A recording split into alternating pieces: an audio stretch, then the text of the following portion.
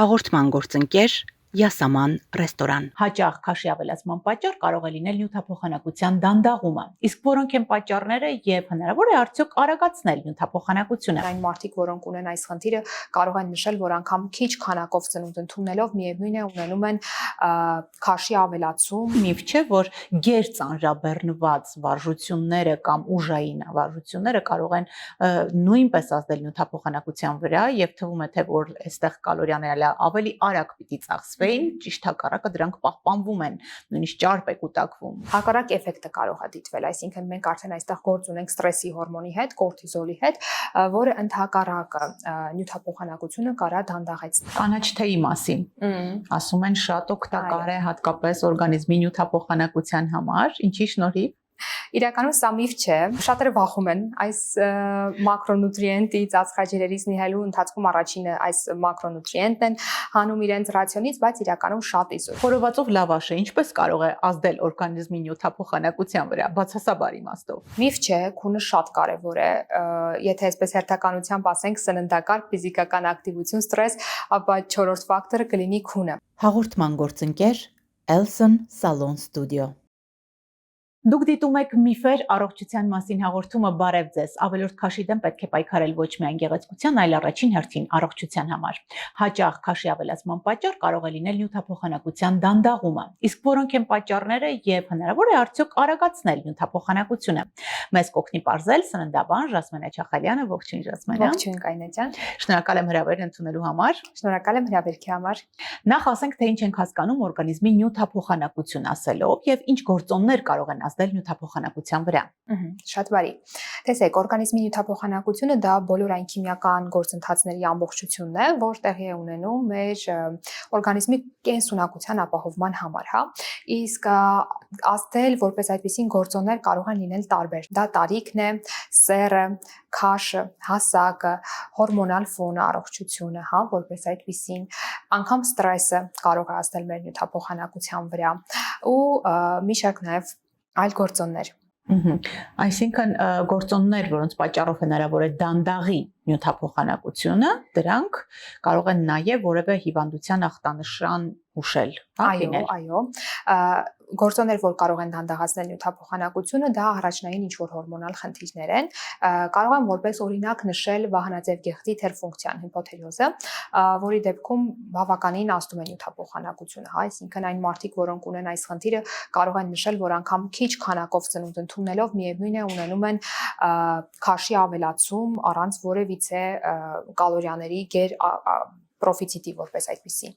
Իսկ եթե մեղավորը հորմոնները չեն եւ ոչ մի հիվանդություն չկա հիմքում, հնարավոր է սեզոնայնությունը ազդի մարսողության վրա, դա էլ նյութափոխանակությունը դանդաղեցնի։ Սեզոնայնությունը ինչ որ չափով ազդում է նյութափոխանակության վրա, այսինքն եթե մենք համեմատենք ամառ եւ ձմեռ, օրինակ ամառը հավելյալ էներգիա որպես այդպեսին պետք չի մարմնի ջերմաստիճանի կարգավորման համար, իսկ ձմռանը մեզ պետք է հավելյալ էներգիա, որպեսզի մեր ջերմային ռեժիմը, հա, մարմնի որոշակի բալանսի մեջ պահենք, բայց սա միակ պատճառը չի, որ նյութափոխանակությունը կարող է որպես այդպեսին դանդաղել։ Նյութափոխանակությունը շատ հաճախ դանդաղում է նստակյաց կյանքի պատճառով, այսինքն այն մարդիկ, որոնք չունեն ֆիզիկական ակտիվություն, վարում են նստակյաց կյանք, ունենում են մկանային զանգվածի կորուստ, իջնել իր հերթին առաջացնում է որպես այդպիսին նյութափոխանակության դանդաղում։ Առհասարակ շատ կարևոր է մկանային զանգվածը նյութափոխանակության համար ու ես միշտ խորհուրդ եմ տալիս աղջիկներին, ովքեր որ ցանկանում են նիհարել, ընթացքում անպայման ֆիզիկական ակտիվություն ունենալ, հատկապես այնպիսի ֆիզիկական ակտիվություն, որը կպահպանի իրենց մկանային զանգվածը, որովհետև նիհարելու ընթացքում շատ հաճախ ինչ է լինում։ Մենք կորցնում ենք քաշ ընդհանուր, բայց այդ քաշը ոչ միայն ճարպային զանգված է, մենք կորցնում ենք նաև մկանային զանգված ու հենց այդ պատճառով նիհարելու ընթացքում շատ հաճախ քիչ-քիչ նյութափոխանակությունը դանդաղում է։ Դրա համար շատ կարևոր է այդ ընթացքում մեր մկանային զանգվածը որքան հնարավոր է պահենք իր տեղում։ Իսկ թե ինչպես կբացենք փակագծերը, հիմա մենք բարձեցինք, որ դանդաղած նյութափոխանակությունը փոխանակությունը կարող է հանգեցնել ավելորդ քաշի եւ պետք է գտնել միջոցներ, բնական միջոցներ, որոնք կօգնեն արագացնել կամ կարգավորել նյութափոխանակությունը։ Խոսեցիք սպորտի մասին, միֆ չէ, որ գերծանրաբեռնված վարժությունները կամ ուժային վարժությունները կարող են նույնպես ազդել նյութափոխանակության վրա եւ թվում է թե որ այստեղ կալորիաները ավելի արագ պիտի ծախսվեին, ճիշտ հակառակը դրանք պահպանվում են, նույնիսկ ճարպ է կուտակվում։ Ինչ է կատարվում օրգանիզմում։ Ինչպես նշեցի, ֆիզիկական ակտիվությունը շատ կարևոր է, հատկապես ուժային վարժությունները, որովհետև հենց ուժային վարժություններն են ապահովում մկանային աճ, բայց այստեղ ամեն ինչ պետք է լինի խելամիտի սահմաններում։ Այսինքն, եթե մենք գործ ունենք գերծանրաբեռնված քաշերի հետ, եթե օրգանիզմը պատրաստ չէ դրան,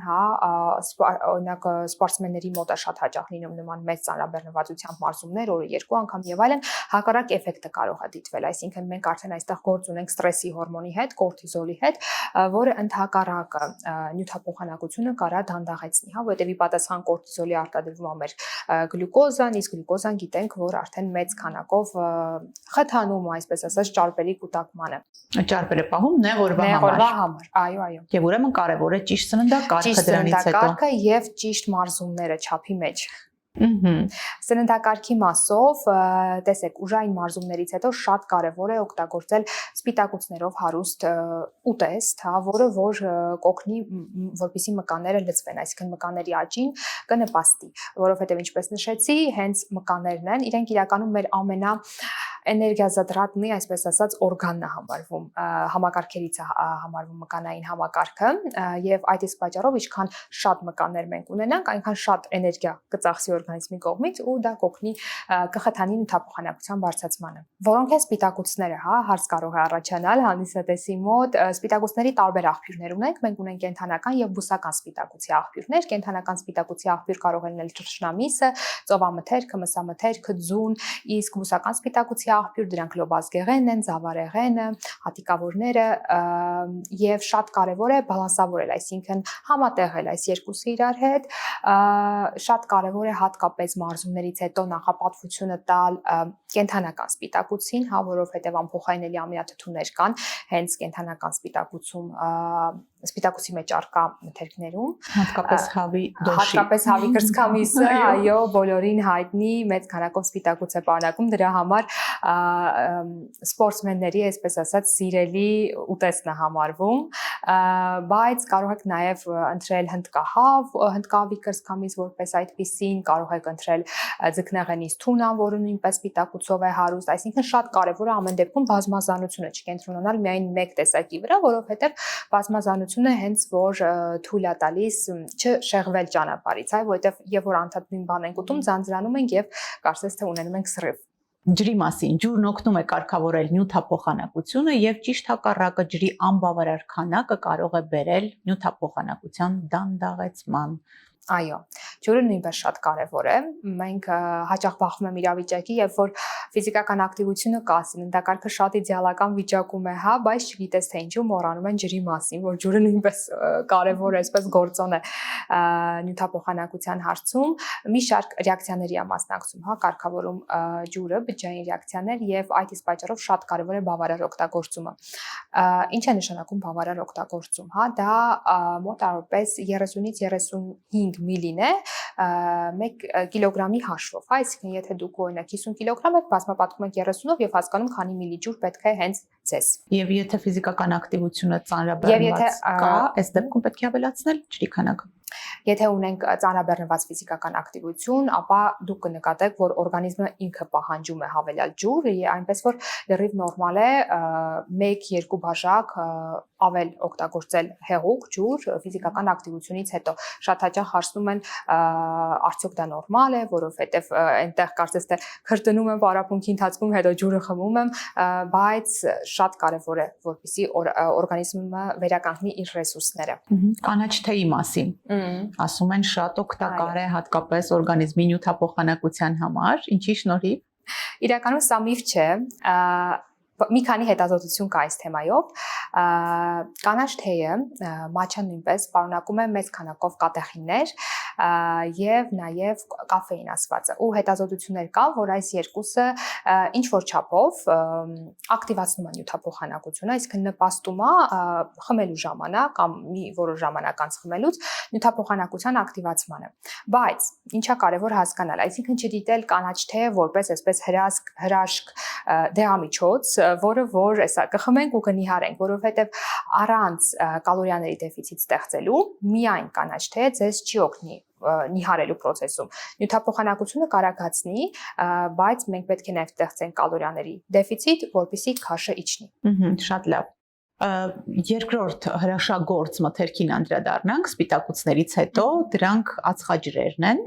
բայց երկակի իմաստով պիտի հասկանանք, եթե մենք պարզ ածխաջրեր ենք օգտագործում, ապա ճիշտ հակառակը կվնասենք նյութափոխանակությանը, եթե բարդ ածխաջրեր ենք օգտագործում, կնպաստենք, կարագացնենք, կակտիվացնենք օրգանիզմի նյութափոխանակությունը։ Անդրադառնանք այս հրաշք բջջանք կոչվող մթերքների խմբին։ Այո, հրաշք, բայց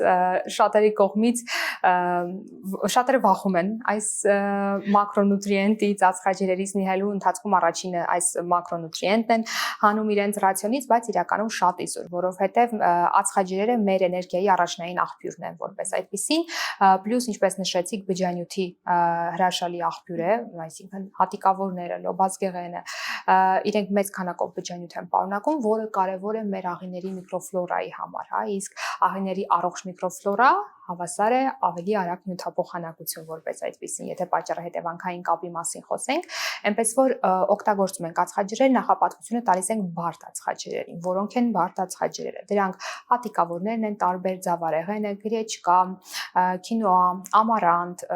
բրինձ, սև բրինձը, հա, կամ բուրի ռիս ասվածը, որը որ ունի իր այդ աբալոչկան, մաքրված չէ, սպիտակ, ոչ սպիտակ բրինձը։ Հատիկավորներ, տարբեր լոբազգեղենը, ոսպը, սիսերը, գարոխը, լոբին, սրանք բոլորը հրաշալի աղբյուր են բջջանյութի, ինչպես նաև ամբողջահատիկ կալորիից պատրաստված պրոդուկտները, այսինքն ամբողջահատիկ կալորիից հացը, ամբողջահատիկ կալորիից մակարոնը, հա, ինչ որ այլ պրոդուկտներ, որոնք որ թե բարձր կարգի կալորիից են պատրաստված, այլ ամբողջահատիկ կալորիից։ Տարբերությունը նաև, որ ամբողջահատիկ կալորիից պատրաստված նույն հացը, մակարոնը այն գլյուկոզայի թռիչքը չի առաջացնում արյան մեջ, ինչը որ կառաջացնի բարձր կարգի կալորիից պատրաստված պրոդուկտները եւ ըստ այդմ չի առաջացնում, այսպես ասած, ածխաջրային նյութափոխանակության խանգարում։ Խոսենք սառը ապուրներից, օգուտ թե վնաս օրգանիզմին եւ ասենք ինչ ենք հասկանում սառը ապուր ասելով եւ օրգանիզմի ջերմաստիճանը այստեղ իհարկե շատ կարեւոր է։ Պետք է հաշվի առնել սեզոնայնությունը, որքան ցուրտ է այնքան ուզում ենք շատ տաք խմել, որքան շոգ է այնքան ուզում ենք սառը որևիցե բան։ Ջրից բացի նաեւ ապուրները սառը ընդունել, որքանով է ճիշտ։ Ապուրները կարող են լինել սառը եւ տաք որպես այդպիսին եւ ֆիզիոլոգիապես նորմալ է, որ ցուրտ եղանակներին մենք կարիք ունենք ավելի ջերմացնող որպես այդպիսի մթերքների, դրա համար տաք ապուրներ ենք օգտագործում։ Ամռանը սառը ապուրների տեսակներից մեզ հայտնի գազպաչոն է որպես այդպիսին, ակրոշկան է, հա, մեր այս ավելի հայկական ընտանիքներում հանդիպող կեֆիրով որևիցե այսպես սառը ապուրներ, սպասը նաեւ սառը վիճակում են օգտագործում, բայց ինչ կարևոր բան եմ այստեղ ուզում նշել, չնայած նրան, որ ամռանը կարծես թե ավելի սառն ես ուզում ուտել, կարևոր է, որպեսզի անգամ այդ սառը ապուրները չակերտավոր լինեն սենյակային ջերմաստիճանի, որովհետև սառը կարող է խանգարել մարսողությանը, եթե շատ սառը, այսպես սառնանից հանենք ու այդ սառը ապուրը մենք ուտենք, մենք կունենանք մարսողության խանգարում, ծանրացում կունենանք, հա, նորմալ չի կարողանա տվյալ մթերքը յուրացվել օրգանիզմի կողմից, ինչը կբերի անհարմար զգացողությունների, մարսողության դանդաղման, ինչն էլ կարող է ազդել նաև նյութափոխանակության վրա։ Այդ պատճառով անգամ սառը եղանակներին սառը ապուրները թողեք մի որոշ ժամանակ սենյակային ջերմաստիճանի, որպեսզի գան, եւ հետո արդեն վայելեք։ Շատ լավ, մթերքներ, որոնք անհամատեղելի են իրար հետ, շատերը չգիտեն դրա մասին եւ հակառակը ճիշտ համադրելով օգտակարությունը կավելացնենք, հա։ Օրինակ, խորովածով լավաշը ինչպես կարող է ազդել օրգանիզմի նյութափոխանակության վրա, բացասաբար իմաստով։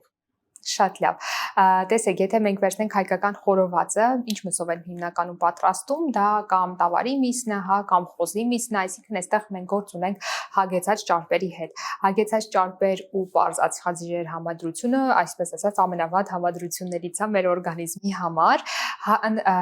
ոնց կարող ենք իրավիճակը փրկել։ Հայկական սեղաններում խորովածի ժամանակ շատ կա ինչ, կանաչեղեն, հա, տարբեր մեր սիրելի կանաչեղենը, թարխունը, սամիթը, համեմը եւ այլն, մաղադանոս եւ այլն եւ այլն։ Կանաչեղենը օգտագործում ենք խորոված մսի հետ, իդեալական համադրություն է։ Օգտագործում ենք նաեւ բանջարեղեններ։ Օրինակ, մեր սեղաններին կա խորոված բադրջան, խորոված բիբար, խորովածի սեղաններին միշտ լինում է նորից մսի հետ իդեալական համադրություն է, հա, բայց օրինակ կարտոֆիլը արդեն մսի հետ այդքան էլ իդեալական չէ, այստեղ պարզած հաջրեր, հագեցած ճարպեր, լավաշը մսի հետ այդքան էլ։ Եթե ամեն դեպքում հիմա կգնահատեմ, որ ոնց կարելի է հայկական լավաշը խորովածը, այդ դեպքում ուղղակի գոնե համատեղեք, այսինքն նույն այդ լավաշի մեջ կարող եք եւ միսը փաթաթել եւ ավելացնել շատ կանաչեղեն, որպեսզի բալանսը պահեք։ Դե օրգանիզմում այդ բոլորը հայտնվում են հետո։ Հետո, այո։ Հենց դրա համար են ասում հացը պանիրով այդքան էլ ցանկալի չի օրգանիզմի համար։ Լավ տարբերակ չի։ Ինչու դժվարացնում է մարսողությունը։ Մենք նորից այստեղ պանիրը հագեցած ճարպ է, որպես այդպեսին, հա, իսկ լավաշը ինքը պարզած խաչուր է, այսինքն բարձր կարգի ալյուրից են հիմնականում ստանում են լավաշները, որոնք վաճառվում են, այդ իսկ պատճառով նորից ծանրության զգացողություն է առաջացնում։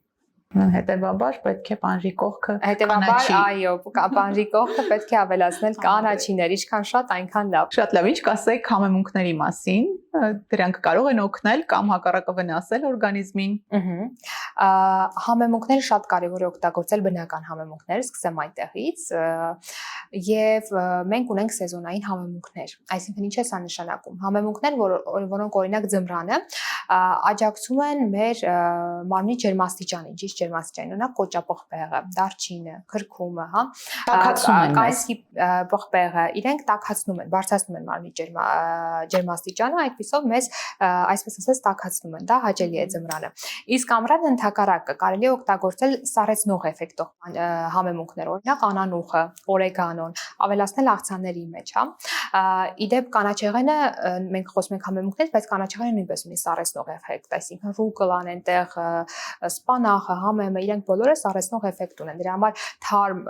կանաչեղենով եւ համեմունքներով աղցանը ամռանը իդեալական է ստարտի համար, որպես նախուտեստ, այսպես ասած։ Համեմունքները լավացնում են նյութափոխանակությունը։ Համեմունքները լավացնում են նյութափոխանակությունը, օգնում են մի շարք ծանրամարս մթերքների ավելի արագ յուրացման օրգանիզմի կողմից։ Դրա համար ես նաև նշում եմ, որ մի խորովածը բոլորի շատ սիրված, չնայած մենք ճիշտ ենք իրականում հայերս պատրաստում, մենք իրան մարինացնում ենք, չէ, համեմունքների մեջ, լավ, 1 օր առաջ, այ դա հենց օգնում է, որպեսզի ավելի հեշտությամբ միսը յուրացվի օրգանիզմի կողմից համեմունքները։ Համեմունքները որ դեպքում կարող են վնասել։ Համեմունքները կարող են վնասել, եթե օգտագործենք մեծ քանակով, հա, այսինքն արդեն թերապևտիկ ինչ-որ դոզիրովկա որպես այդպեսին լինի։ Համեմունքները կարող են վնասել, եթե կա ստամոքսաղիքային տրակտի հետ կապված խնդիրներ, այնտեղ հատկապես ստամոքսի հետ կապված գաստրիտ եւ այլն, որոշակի համեմունքներ, կծու, հա, կարող են ավելի իրավիճակը վատացնել, անհարմար զգացողություններ առաջացնել, այրոց, որը այդքան ցանկալի չի, այսինքն այստեղ պետք է նայել նաեւ ի սկզբանե մարդու առողջական վիճակը։ Պայմանական առողջ մարդու համար թույլատրելի սահմանում համեմունքների օգտագործումը չի կարող դառնալ որևիցե առողջական խնդրի, այսպես ասած, տրիգեր։ Բայց նորից եմ ասում եւ որակին ուշադրություն դարձեք, որովհետեւ հիմնականում այդ տուփերով տարբերակների մեջ կա խառնուրդ, այնտեղ եւ աղ կա ավելացրած եւ շաքար կա ավելացրած, հա, կարող եք տուփի վրա տեսնել խորովածի համար համեմունք։ Բայց եթե կարդաք բաղադրությունը, կտեսնեք, որ այնտեղ նաեւ շաքար կա, աղ կա, հա, այսպես որպես համային ուժեղացուցիչներ усилители вкуса։ Այս դեպքում լավ կլինի, որ առանձին վերցնել, այդ աղացած տարբերակները վերցնել, համոզված լինելու համար, ինչ եք վերցնում, ինչ եք օգտագործում ձեր խորովածի մեջ։ Շատ լավ, իսկ ինչ կասեք իմպիրի, լիմոնի, նեխուրի, վարունգի մասին, ասում են սրանք օգնում են նյութափոխանակությանը, արագացնում, այդ թվում նաև օգնում նպաստում նիհարելուն։ Ես չի ասի, որ սա 100%-անոց միֆ է, որովհետև եթե առանձին մենք վերցնենք բաղադրիչներ, այնտեղ վարունգը, նեխուրը իրանք միզամուխ են, բավական մեծ չափով ջուր են պարունակում, հա։ Իմբիրը, կոճապղպեղը նույնպես մարմնի ջերմաստիճանն է բարձրացնում ու ինչ որ չափով ախորժակ, այսպես ասած, նվազեցնում է։ Այնպես որ իրենցով ինչ որ սմուզի կամ քամած վիճակում օգտագործումը կարա այդ պահին բերի նրան, որ ախորժակը մի քիչ կնվազի, միզամուխ էֆեկտ կլինի, հա, այսինքն այդ ամեն ինչը կարա բերի նրան, որ քաշը կնվազի ինչ որ չափով, բայց մենք հիշում ենք կալորիաների դեֆիցիտի մասին, առանց որի մենք չենք ունենա ճարպային զանգվածի նվազում։ Իսկ մեզ համար կարծում եմ կարևոր է ազատվել ճարպերից, ոչ թե ուղղակի միզամուխ էֆեկտով, հա, այսպես ասած, ազատվել ավելորդ հեղուկից օրգանիզմում։ Շատ լավ, ինչ կասեք մածունի մասին, կեֆիրի, թթվային, հա, այս կարևոր մթերքների, որոնք նույնպես լավացում են նյութափոխանակությունը։ Տեսեք, հստակ հետազոտություններ չկան այս մթերքների հետ կապված, որ նրանք լավացնում են նյութափոխանակությունը։ Շատ հաճախ տեսնում եմ, որ իրենց օգտագործում են երեկոյան ժամին, ընթրիքին, բայց դա այնքան էլ ցանկալի չի, որովհետև եթե մենք նայենք վերջին ստատիստիկան հետազոտությունների, ապա կտեսնենք, որ կաթնամթերքը կարող ավելորդ հեղուկ պահի օրգանիզմում, այսինքն շատ հավանական է, որ հաջորդ օրը մենք արտանանք այտուցված։ Օգտակարության առումով միանշանակ ֆերմենտացված պրոդուկտները, որոնք օգտակար, այսպես ասած, բակտերիաներ են պարունակում ու օգնում են մեր պայմանական լավ միկրոֆլորայի աճին, կօգնեն, կբալանսավորեն աղիների միկրոֆլորան, իսկ հիշում ենք, որ աղիների միկրոֆլորան դա հավասար է լավ նյութափոխանակություն։ Խորհուրդ կտամ օգտագործել որպես միջուտեստ, ավելացնելով նաև ընդեղեն։ Շատ լավ, սուրճի մասին։ Սուրճն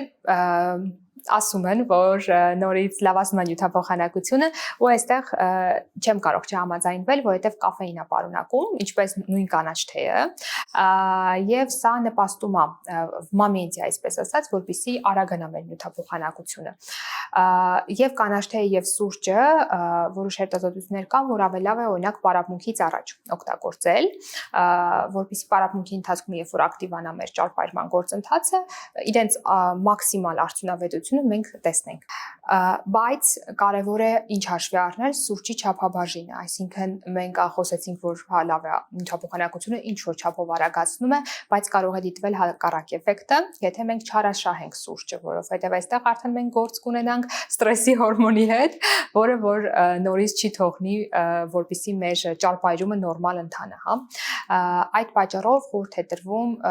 մաքսիմումը լինի 3 բաժակ սուրճ, արևելյան սուրճի մասն է խոսքը գնում 2-ից 3 բաժակ մաքսիմում։ 4-5 բաժակ խմողներ են լինում, ունեմ նման հաճախորդներ, մենք նվազեցնում ենք, հասնում ենք 2-ի, որովհետև կարող է դիտվել արդեն հակառակ էֆեկտը օրգանիզմի համար։ Եթե չեք ուզում ձեր օրգանիզմի նյութափոխանակությունը դանդաղի, ուշ ժամի մի ընտրեք։ Սա կարևոր պայման է, քնելուց 3 ժամ առաջ նվազագույնը պետք է պահել ընթրիքի ժամը։ Այո, նվազագույնը 3-4 ժամ առաջ ցանկալի է լինի վերջին սնունդ ընդունումը, ինչու։ Ուտելով ուշ ժամի, այսինքն ավելի ուշ, մենք խանգարում ենք մեր վերականգնմանը քնելու ընթացքում, որովհետև քնած ժամանակ մեր օրգանիզմը դեռ մարսում է այն ինչը որ մենք կերել ենք, չի հարցնում մարսած լինել։ Սա ազդում է քնի որակի վրա։ Մենք այո կարող ենք պարկել, քնել նորմալ, հա, բայց դա կազդի քնի որակի վրա եւ կազդի մեր վերականգնման վրա։ Առավոտյան մենք կարող ենք մեզ գալ թույլ, կարծես թե քնած չլինենք, այսպես ասած։ Դրա համար շատ կարևոր է պահել 3-ից 4 ժամը քնելուց առաջ վերջին սնունդ ընդունումը։ Սնունդ ընդունումը պետք է լինի թեթև, այսինքն իդեալական է սպիտակուց, թեթևամարս եւ բջջանյութ։ Կարող է լինել ծովամթերք որևիցե, ձուկ, ծովախեցգետին եւ կանաչեղեն, ռուկոլա, քեյլ, սպանաղ, մարոլ թեկուս ու թեթև բանջարեղեն։ Հիմա քնի գործոնի մասին միֆ չէ, որ այն ազդում է նյութափոխանակության վրա, ավելին կարող է ավելորդ քաշի առաջացման պատճառ հանդիսանալ։ Ինչու։ Միֆ չէ, քունը շատ կարևոր է, եթե այսպես հերթականությամբ ասենք սննդակարգ, ֆիզիկական ակտիվություն, ստրես, ապա 4-րդ ֆակտորը կլինի քունը։ Քնի ընթացքում մենք օրգանիզմը մեր արտադրում է որոշակի հորմոններ, որոնք պատասխանատու են մեր սովի հագեցվածության զգացողության համար։ Ու կան տվյալներ, կան որոշակի հետազոտություններ, որ ովքեր որ ժամը 2-ից ուշ են քնում, հաջորդ օրը հակված են մինչև 150 կկալ ավել օգտագործել, որովհետև պարզապես լինում է խանգարում հագեցվածության հորմոնի ու ազդակներ չի ավելի ուշ է հասնում ուղեղին, որ ես կարծես թե հագեցած եմ։ Դրա հաշվին մենք ավելի շատ ենք ուտում, քան կուտեինք, եթե մենք նորմալ, այսպես ասած, քնեինք։ Դրա համար շատ կարևոր է, որպեսզի գոնե 23:00, չեմ ասում 22:00, որտեղ ժամանակակից մարդու համար շատ դժվար է 22:00-ն պահել, բայց 23:00 գոնե արդեն մենք այսպես մեզ տրամադրենք, որ պետքա պարկենք քնելու եւ քնենք։ Այսպեսով բարելավելով սննդակարգը, բարելով առողջ ապրելակերպ, չմոռանալով ֆիզիկական ակտիվության մասին եւ բավարար քուն ունենալու դեպքում մենք կարողացնենք նյութափոխանակությունը եւ կազատվենք ավելորդ կիլոգրամներից ընդմիշտ։ Այո, ես ես հետ լիարժեք համաձայն եմ։ Այս ֆակտորները շատ կարևոր են՝ սննդակարգ, ֆիզիկական ակտիվություն, ստրես, ավելի շուտ հանգստությունը, հա, եւ քունը։ Աշխատելով այս 4 ֆակտորների վրա, մենք կարող ենք բնական ճանապարհով լավացնել մեր նյութափոխանակությունը եւ արդեն կցելով կալորիաների դեֆիցիտ ունենալ քաշի կորուստ։ Տիրապետեք ինֆորմացիայի ուժին, տարբերեք միֆը ձեր առողջության մասին, այդ հարցում մեզ օգնեց սննդաբան Ժասմենա Չախալյանը, ում ասում ենք շնորհակալություն։ Ձեր շնորհակալություն։ Շնորհակալություն նաև Յասաման ռեստորանին ընկերական ջերմ հանդիպումների լավագույն հիշողությունների հավաքատեղի։ Համեցեք Յասաման Երևանում, Ծաղկաձորում եւ Սևանում։ Մինչ հանդիպում։